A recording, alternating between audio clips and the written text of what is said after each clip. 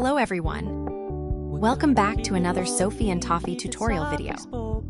Today, we are going to take a look at our MoonLit castle dish silicone mold. This mold will feature a dragon window project, and you can use this as a light catcher or a bookshelf display.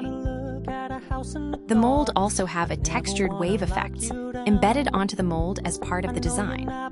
Let's get started. First, we work on the border of the mold. This will give the outer outline of the light catcher window. It is recommended to use UV resin for the layering, as this would speed up the drying process.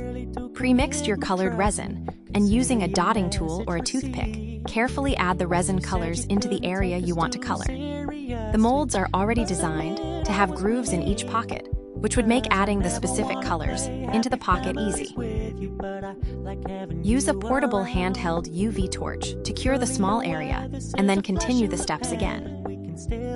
Please remember to use protective gloves, and make sure to be crafting in a well-ventilated room.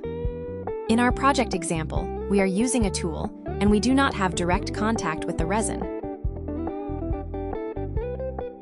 Once it's done, we use epoxy resin to finish and complete the whole project. Wait for 5 to 8 hours for the resin to fully cure.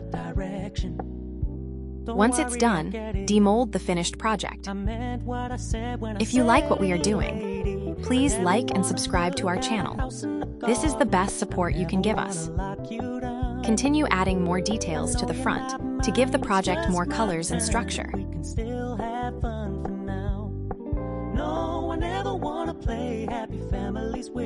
We have now come to the end of our tutorial. Hope you like the video, and drop us a comment if you have a better idea on how we can make this light catcher better. See you again soon. Bye-bye.